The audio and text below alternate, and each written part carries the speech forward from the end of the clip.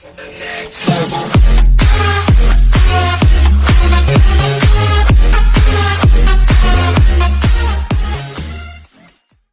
should happen to Confederate statues?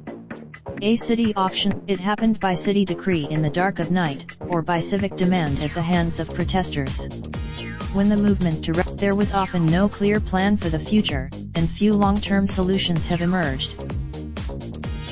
They end up in warehouses and people don't really know what to do with them, said Heidi Beirich, who leads the intelligence project for the Southern Poverty Law Center, which estimates that from public spaces since 2015. Now, one city has settled on an unusual answer: sell the statue to the highest bidder. Dallas, unable to find a suitable new home for a bronze statue of Robert E. Lee on horseback that had sat in a city park until 2017, recently sent the artifact to. It sold for more than. The auction is among the first of its kind since the movement to remove Confederate monuments picked up speed, first in 2015, after a white supremacist killed 9 black congregants at a church in Charleston, SC, and then in 2017, when a white supremacist rally in Charlottesville, Virginia, led to the death of a counter-protester. But while the Dallas case may offer other cities a potential way forward, it also highlights the logistical and ethical challenges of transplanting statues that are often physically enormous and remain viscerally controversial.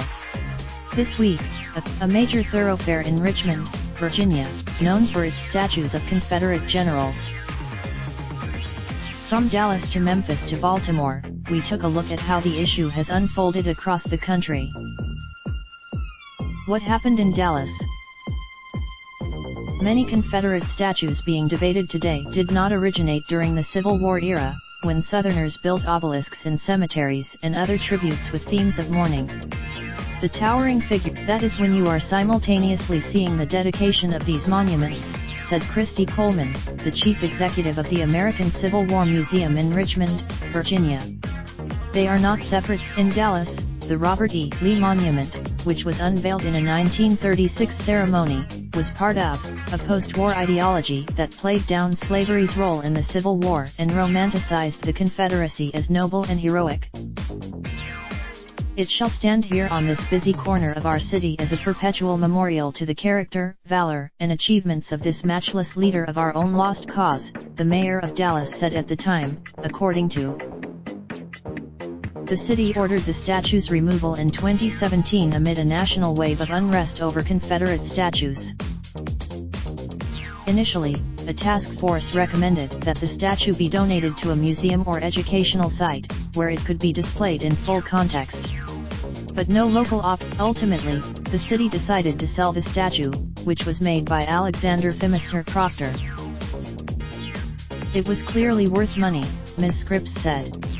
To put it in a crate, officials set the price at $450,000, the amount it cost to remove the statue. A bidding war broke. The winner was identified as Ron Holmes, a local real estate lawyer bidding on behalf of his firm.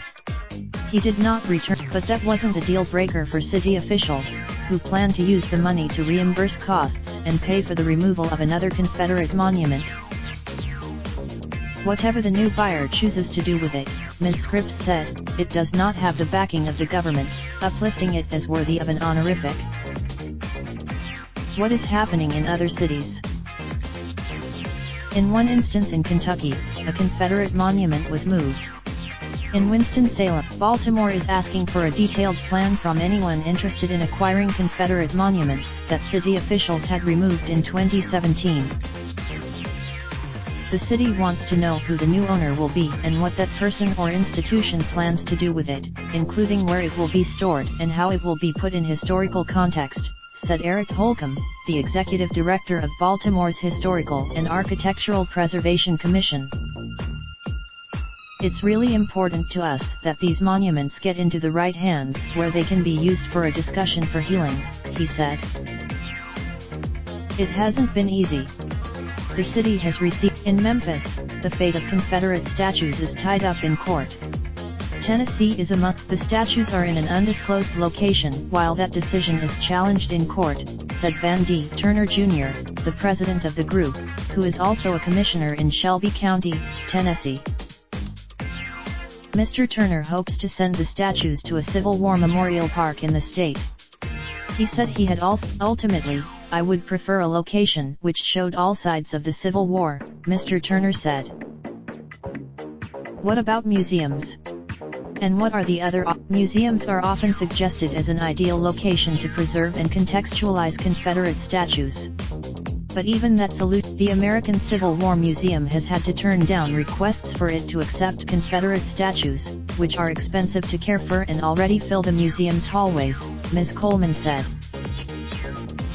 Frankly, we really need to balance out our collection as it is, she said, noting that the museum's mission is to explore the war from multiple perspectives. There are also practical considerations. Some monuments are huge and do not easily fit indoors. Paul C. Gramling Jr., the leader of the Sons of Confederate Veterans, which has sued to protect Confederate statues, is opposed to removal in all cases. Saying that but if a statue cannot stay up, he said, it should be offered to the descendants of the Confederate soldiers to which it paid tribute. For Ajam H. Wingo, an associate professor of philosophy at the University of Colorado Boulder who studies democracies, the fate of the statues matters less than how they are removed. Justice must be, he suggested, a symbolic, if not literal, torching of Confederate statues. That is how you take, of course, not everyone agrees that the statues could be rendered powerless, and some would like to melt the statues for good. In Dallas raised, but Sheffield Hale, the chief executive of the Atlanta History Center, which advises that Confederate monuments should be if they are not removed, said destruction would limit options for future generations. Perhaps a good play, put them on ice, he said, and then bring them back out when there is more of a consensus. Raindrop, drop top smoking, no cooking the hot pot. Fucking on your bitch, yeah, that. Looking up, open the park pot.